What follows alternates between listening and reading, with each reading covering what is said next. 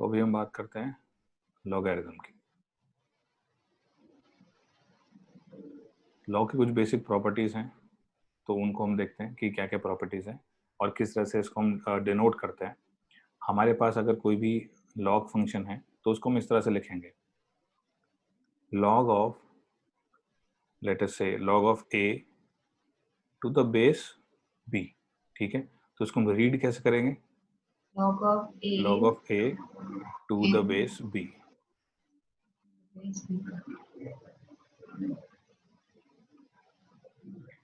तो यहाँ पे हमारे पास और कंडीशंस हैं कि a क्या क्या हो सकता है, b क्या क्या हो सकता है for log to be defined.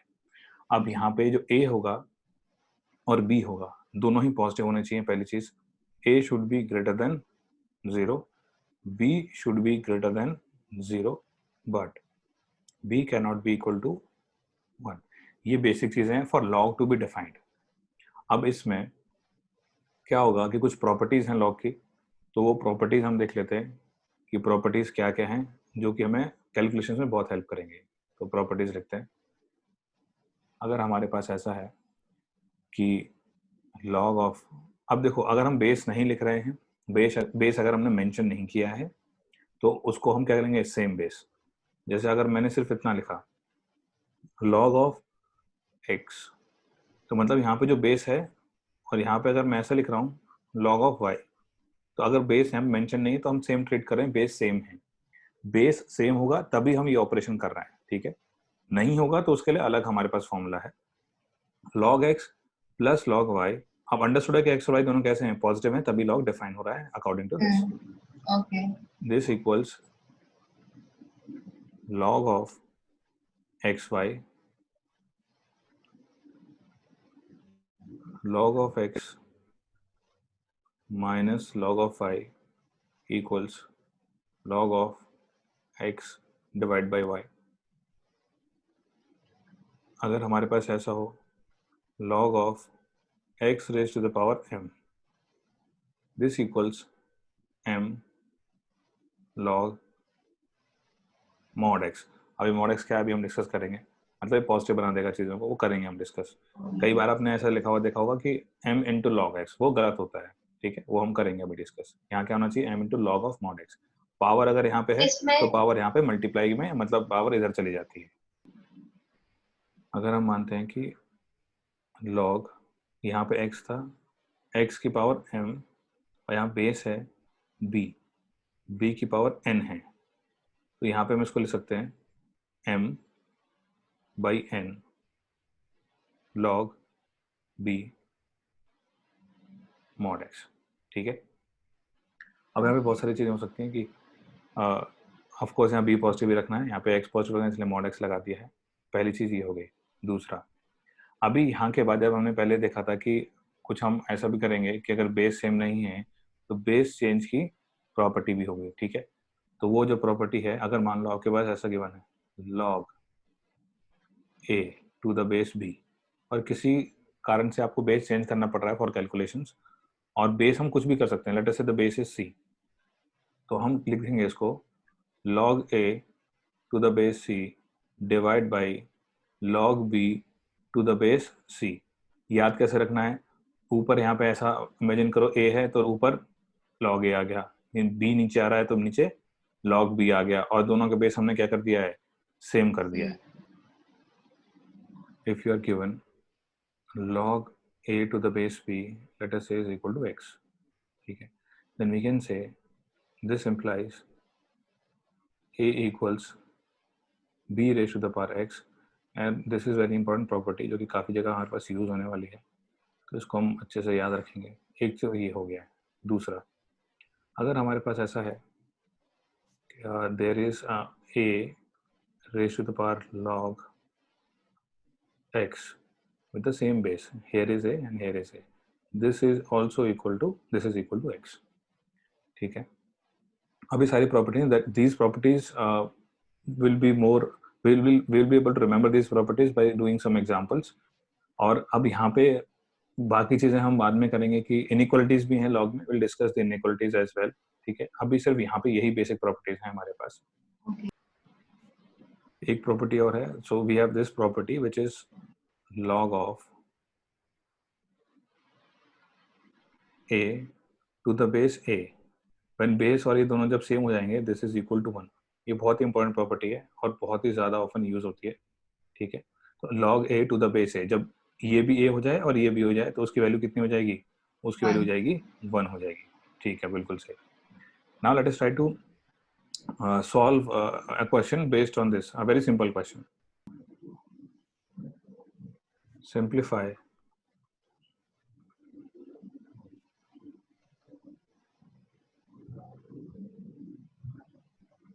y equals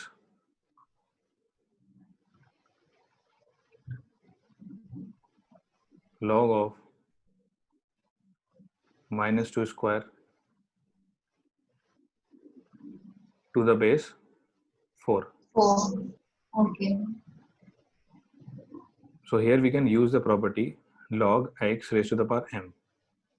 So this will become 2 times log, जो base है वो तो same ही रहेगा, and this will be mod of x. Mod of -2 is 2.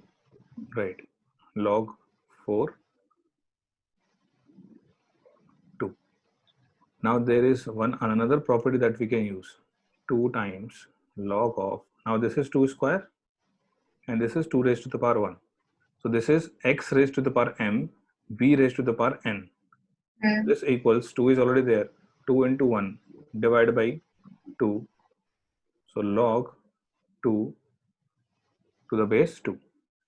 So this has become equal to 1 because 2 से 2 cancel हो जाएगा and log 2 to the base 2 is 1 with the property log a to the base a is equal to 1. Okay. तो देखो यहाँ पे this property that we have used is log x raised to the power m is equal to m log x to the base b, and this is mod x. So according to this we have x equals -2, m equals 2 and b is equal to 4. This is for this step, ठीक है। अब आगे देखते Yeah. हैं। तो अब यहाँ पे इस स्टेप के बाद ये वाला हो जाएगा, ये वाला स्टेप यहाँ से यहाँ तक। अब नेक्स्ट में यहाँ देखो which property we are using, हमको पता है log x raised to the power m b raised to the power n is equal to m by n log of x to the base b. अब यहाँ पे देखो change यहाँ पे क्या हो गया है थोड़ा सा, कि जो x है वो तो 2 है, यहाँ पे m कितना हो गया 1 जो कि x की पावर है, b कितना है 2 है और n क्या है b की पावर, तो 2 स्क्वायर 2 हो गया। तो ये पूरी कहानी हो जाएगी हमारे पास इस वाले फॉर्मूले के लिए। अब थर्ड चीज, तो इस क्वेश्चन में हमने सारे फॉर्मूले ऑलमोस्ट अप्लाई कर लिए हैं, मतलब काफी सारे फॉर्मूले अप्लाई कर लिए हैं। तो यहाँ पे देखो ये चीज क्या हो जाएगा, दिस इज सेम एज, हम इसको ऐसा लिख सकते हैं, यहाँ पे जो प्रॉपर्टी हमने यूज की है log a to the base a is equal to 1 where a is equal to 2। तो ये प्रॉपर्टी हमने यहाँ पे यूज की है। तो इसमें एक और चीज है कि जो हमने यहाँ पे जो प्रोसेस अपनाया है, ठीक है, ऑल्दो इट इज लेंदी, लेकिन हमने यहाँ पे अलग अलग प्रॉपर्टी समझने के लिए प्रोसेस अपनाया है। अदरवाइज हम क्या कर सकते थे, हम ये भी कर सकते हैं, यहाँ हो जाएगा log -2 का स्क्वायर होता है 4, log 4 to the base 4 is 1, तो हम डायरेक्टली 1 भी लिख सकते हैं, ठीक है, वरना लेकिन हमको थोड़ा सा यहाँ पे प्रॉपर्टी समझने का मौका मिला है, इसलिए हमने थोड़ा सा ये मेथड अप्लाई किया है। नेक्स्ट क्वेश्चन है, find the value of x, find the value of x such that log of x to the base 10 is equal to 2। पहला ये फर्स्ट क्वेश्चन। सेकंड है log of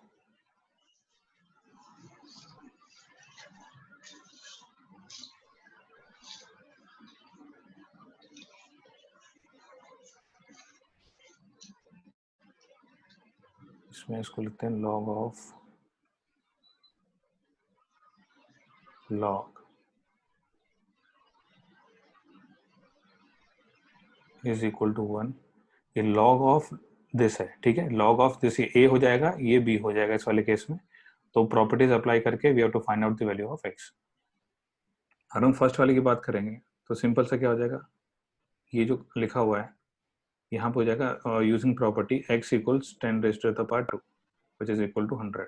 सेकेंड वाले की बात करते हैं, assume this to be equal to let us say a। तो आपके पास जो सेकंड लिखा हुआ है वो लिखा हुआ है log a to the base 10 equals 1। Using property we have a equals 10 raised to the power 1 which is equal to 10, ठीक है। अब a की वैल्यू सब्स्टिट्यूट करके then proceed further। a की वैल्यू क्या है, log x to the base 10 is equal to 10। Again applying the property x equals 10 raised to the power 10, ठीक है, ये आंसर हो जाएगा। एक और प्रॉपर्टी है कि अगर आपके पास आपने अगर ऐसा लिखा है कि log to the base anything 1, log 1 to the base anything is 0, पहली प्रॉपर्टी ये है, ठीक है। एक काम तो ये है कि आपको हमेशा ये चीज़ याद रखनी है, और इसके अलावा एक चीज़ है log 1 to the base b, base कुछ भी हो सकता है, हमेशा क्या रहेगा, 0 रहेगा। यहाँ पे अगर हमको ऐसा लिखा हुआ है log of 10 x is equal to 0, find x। एक तो जो बेसिक प्रॉपर्टी है वो आप अप्लाई करके कर सकते हो कि log x to the base 10 equals 10 raised to the power 0 1 हो जाएगा, जो लास्ट क्वेश्चन में हमने किया था। दूसरा, इसको एक बार तो इसको देख के हमको पता है कि ये 0 आ रहा है और बेस कुछ भी हो, इसका मतलब ये जो हमारे पास क्वांटिटी होगी that should be equal to 1। मतलब हम बिना वो प्रॉपर्टी यूज करके हमको पता चल जाएगा। इसको और भी जगह हम यूज करेंगे कि इसका मतलब क्या हो गया, ये होना चाहिए 1। तो देखो एक्चुअली उस प्रॉपर्टी से भी यही आ रहा है और इससे भी यही आ रहा है, ठीक है। तो इस ये वाला लॉजिक अगर हम अप्लाई करेंगे तो this should be equal to क्या, ये हो जाना चाहिए 1। अब हम वो प्रॉपर्टी अप्लाई कर सकते हैं x equals 10 raise to the power 1 which is equal to 10। log x to the base 5 plus log 5 to the base x equals 5 by 2 solve for x। इसमें इसको रीअरेंज करके we have to form some quadratic, उसको solve करके we have to find out the value of x। अगर आप सबसे पहली चीज तो बेस चेंज करेंगे इसमें, क्योंकि बेस चेंज करोगे तभी इन दोनों को आप फंक्शन को प्लस माइनस या कुछ भी कर सकते हो। अब यहाँ पे ये जो कहानी है, अगर हम मान लो इसको लिखना चाहें, ये जो log x to the base 5 है, तो log x to the base c upon log 5 to the base c plus log 5 to the base x equals 5 by 2। अभी जो बेस c है वी हैव टू डिसाइड कि हम जो base है वो क्या लें ताकि चीजें इजी बन जाएं। अब बहुत सिंपल सी कहानी है, देखो अब रिलेट करना है उसको इस वाले टर्म से। अगर आप बेस को 5 लेते तो सेम बन जाएगा जो ऊपर है, कोई फायदा नहीं है।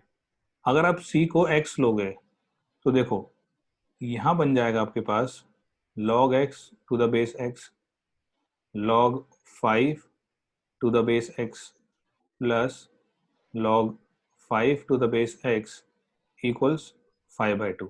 अब log x to the base x is equal to 1 using the property। यहाँ हो जाएगा आपके पास log 5 to the base x plus log 5 to the base x equals 5 by 2। इस चीज से हमको एक प्रॉपर्टी भी समझ में आती है, तो इसको हम नोट कर लेंगे प्रॉपर्टी को कि अगर हमारे पास log a to the base b है तो उसको हम ऑलवेज लिख सकते हैं log b to the base 1 upon log b to the base a। अब यहाँ पे log b to the base, अब ऐसा ही हुआ है, देखो log x to the base 5 1 upon log 5 to the base x change हो चुका है इसी में। तो इसको आप एज अ प्रॉपर्टी याद रखोगे, log a to the base b is same as 1 upon log b to the base a। यहाँ तक पहुंचने के बाद what we can do is, जो हमारे पास सेम सेम चीजें दिखाई दे रही हैं, ठीक है, उसको आप t मान लो। अगर मान लो ये if you assume this to be equal to t, ये कितना हो जाएगा 1/t plus t is equal to 5/2। तो ये थोड़ा सा हमने सिंप्लीफाई कर लिया इसको। अब यहाँ से सॉल्व करना कंपैरेटिवली इजी रहेगा। अब क्लियरली ये क्वाड्रिक बन गया, तो उसको 2 को t को क्रॉस मल्टीप्लाई करेंगे। यहाँ क्या आ गया था हमारे पास 2 प्लस ये हो जाएगा t square, this will be equal to 5t। तो t square minus 5t plus 2 equal to 0। यहाँ से क्वाड्रिक को सॉल्व करके will find out the values for t। तो वहाँ पे 2 था, 2 दोनों साइड ही मल्टीप्लाई होगा, तो इसको हम करेक्ट कर लेते हैं। ये हो जाएगा plus 2t square equals 5t और यहाँ 2t स्क्वायर। अभी ठीक है। तो इसके फैक्टर्स कर लेंगे तो जो 2t minus 1 into t minus 2 equal to 0, तो t equals half and t equals 2, ये दो सॉल्यूशन आ जाएंगे इसके। तो t की वैल्यू हमें पता है, t वाज इक्वल टू, हाँ निकालो, मैं कंप्लीटली सॉल्व नहीं कर रहा इसको, बस मैं लिख ही रहा हूँ इसको, log 5 to the base x। तो अब यहाँ पे t की वैल्यू ये आ गई है। पहला हम लिखते हैं, मान लो t है, ये हो जाएगा 2। तो यहाँ से प्रॉपर्टी अप्लाई करने के बाद we can write 5 equals x square. पहली बात ये, ठीक है, हम ऐसा लिख सकते हैं। अब हमको क्या करना पड़ेगा, एक्स को निकालने के लिए इनको कंपेयर करना पड़ेगा। 5 इक्वल टू ये क्या क्या हो सकता है, क्योंकि यहाँ बेस क्या होना चाहिए, 5 ही होना चाहिए। अब ऊपर एक्स स्क्वायर है, अगर हम इसको ऐसा लिखें 5 की पावर हाफ इंटू स्क्वायर, दोनों कंपेयर करके हम क्या निकाल सकते हैं, x इक्वल टू 5 की पावर हाफ। पहली चीज तो ये। अब ऐसा ही हम इनको दोनों तरह से सॉल्व करेंगे। सिमिलरली हम क्या कर सकते हैं, सिमिलरली हम t इक्वल टू हाफ के लिए कर सकते हैं कि we can write down log 5 to the base x equal to half. तो 5 इक्वल्स x की पावर हाफ, हम ऐसा लिख सकते हैं। अगेन हमको ये क्या करना है, x को 5 के टर्म्स में लिखना है। तो हम क्या कर सकते हैं इसमें, 5 इक्वल्स, यहाँ पे हो जाएगा 5 इक्वल्स, अब यहाँ पे अगर आप ऐसा करो 5 स्क्वायर की पावर हाफ, तो अगर 5 स्क्वायर की पावर हाफ करोगे तो कुछ कुछ चीज़ें आपको नज़र आ रही है यहाँ से। तो यहाँ पे आप इसको इस तरह से भी लिख सकते हो, आप लिख सकते हो इसको 5 की पावर हाफ स्क्वायर, ये पावर मैच करने के लिए, इक्वल टू एक्स स्क्वायर। ठीक है, आप इस तरह से भी लिख सकते हो, और इस तरह से लिखोगे तो आप यहाँ पहुंच जाओगे, क्योंकि इसका भी स्क्वायर इसका भी स्क्वायर, तो एक्स को किसका क्या होना चाहिए, 5 की पावर हाफ के बराबर होना चाहिए। दूसरा, यहाँ से भी आप सेम चीज कर सकते हो, पावर हाफ चाहिए तो इसका मतलब 5 स्क्वायर करोगे तभी पावर हाफ करोगे, 5 की जगह पे इक्वल टू एक्स की पावर हाफ। तो अब यहाँ से भी आप कहाँ पहुंच गए, यहाँ से भी आप यहाँ पे पहुंच सकते हो। ठीक है, ये एक तरीका है। तो यहाँ से क्या हो गया, यहाँ से आपके पास आ चुका है x इक्वल्स 5 की पावर 2। पहला तो ये आ गया, पहली चीज, ये एक तरीका हुआ अगर हम इसको t लेके चल रहे हैं। अब देखो दूसरा डायरेक्ट और सिंपल तरीका जो आपको करना चाहिए वो ये है कि आप पहले इसको लिखो log 5 to the base x is equal to 2।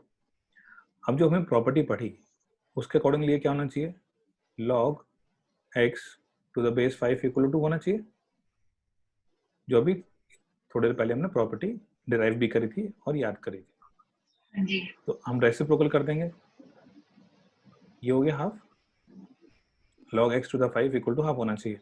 अब वो प्रॉपर्टी अप्लाई करो, यहाँ से डायरेक्टली क्या आ गया, x इक्वल टू 5 की पावर हाफ आ गया हमारे पास। ठीक है, तो log 5 to the base x equal to 2, और दूसरा हमारे पास था log 5 to the base x equal to half. तो यहाँ से हम रेसिप्रोकल करके और प्रॉपर्टी लगा के हम पता लगा सकते हैं log x to the base 5 is equal to 2 हो जाएगा, यहाँ से आ गया x इक्वल्स 5 स्क्वायर। तो हमारे पास जो वैल्यूज आ रही हैं सब जगह से, सारे मेथड से यही वैल्यूज आ रही हैं, x equal to 5 raise to the power half, x equal to 5 की power 2। Let us try to solve the next question, which is log of x square minus 12x plus 36 to the base 10 equals 2। ठीक है, अब इसमें हमारे पास दो तीन चीज़ें हैं कि we can directly use the property। तो प्रॉपर्टी यूज करने के बाद we can write this down as x square minus 12x plus 36 equals 10 raised to the power 2, which is 100। तो अभी हमारे पास जो आया है x स्क्वायर माइनस 12x और यहाँ पे 36 माइनस 100 माइनस 64 इक्वल्स 0। अब हम यहाँ पे निकालेंगे कि हम इसको किस किस तरह से हम ब्रेक कर सकते हैं। ठीक है, मिलिटम स्प्रिंट लगा सकते हैं, you can also use the quadratic formula. तो अब यहाँ पे अगर हम ऐसा देखें 16 इंटू 4 इज 64, ठीक है, माइनस 16x प्लस 4x, तो यहाँ पे 12 माइनस 12 आ जाएगा, माइनस 64 इक्वल 0। सो x into x minus 16 plus 4 into x minus 16 equal 0। तो यहाँ से हमारे पास जो फैक्टर्स आएंगे x minus 16, x minus 4 is equal to 0, ठीक है, x plus 4। So here we have x equals 16 and x equals minus 4 as the solutions of this quadratic equation that is formed. Now what we have to check is whether this will satisfy this equation or not, because the thing is this expression should be positive, right? But for the fact we know that this is nothing but x minus 6 whole square, right? So this is always positive, so we need not worry about that for what values of x this expression will be positive, right? Now we just to think that if this would have been negative for any value of x for 16 or minus 4, then that would not have been the solution, right? But since this satisfies this, because this is always positive for all values of x, so yes, we'll say that the values for x which will satisfy this equation are x equals 16 and x equals minus 4. So this is how we try to solve the questions for the log using the properties, and we always have to remember where the log is defined. Like in this case, luckily it was defined at those points, but it may not be in many other questions, right? So we just have to use those properties and solve the equation, solve the inequality, solve the equality accordingly. We'll talk about the inequality later on, right? So just remember the properties and you will be able to solve the questions for log very, very easily, right? So we'll meet up again with some more questions. So till then, all of you, bye-bye and take care.